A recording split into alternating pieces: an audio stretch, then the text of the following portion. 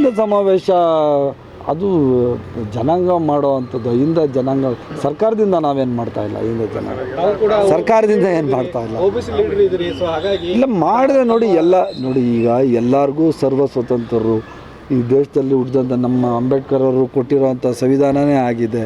ಎಲ್ಲ ಜಾತಿ ಜನಾಂಗಗಳು ಅವ್ರವ್ರು ಸಮಾವೇಶ ಮಾಡ್ಕೊಂಡು ಅವ್ರದ್ದೇನು ಬೇಡಿಕೆಗಳು ಸರ್ಕಾರದ ಮುಂದೆ ಇರಿಸೋದ್ರಲ್ಲಿ ಯಾವುದೇ ತಪ್ಪಿಲ್ಲ.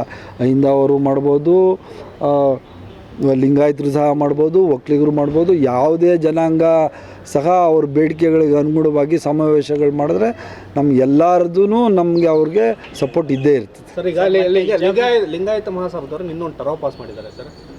ಹೀಗಿದ್ದಂಥ ಜಾತಿ ಗಂಟೆ ಏನಿದೆ ಅದು ಸರಿಯಾಗಿಲ್ಲ, ವೈಜ್ಞಾನಿಕವಾಗಿ ಹೊಸದಾಗಿ ಮಾಡಿಸ್ಬೇಕು. ನೋಡಿ, ಈಗಾಗಲೇ ಮುಖ್ಯಮಂತ್ರಿಗಳು ಹೇಳಿದ್ದಾರೆ, ನಮ್ಮ ಹಲವಾರು ಲೀಡರ್ಸ್ ಹೇಳಿದ್ದಾರೆ, ಇದು ಜಾತಿ ಗಣತಿ ಮಾಡೋ ಅಂಥದ್ದು ಅವರ ಆರ್ಥಿಕ ಪರಿಸ್ಥಿತಿ ಹೇಗಿದೆ, ಅವ್ರ ಸಾಮಾಜಿಕ ಪರಿಸ್ಥಿತಿ ಹೇಗಿದೆ ಅನ್ನೋ ತಿಳ್ಕೊಳಕ್ಕೆ ಹೊರತು ಎಷ್ಟು ಜನ ಇದ್ದಾರೆ ಅವ್ರಿಗೇನೋ ಮಾಡಬೇಕು ಅಂತಲ್ಲ.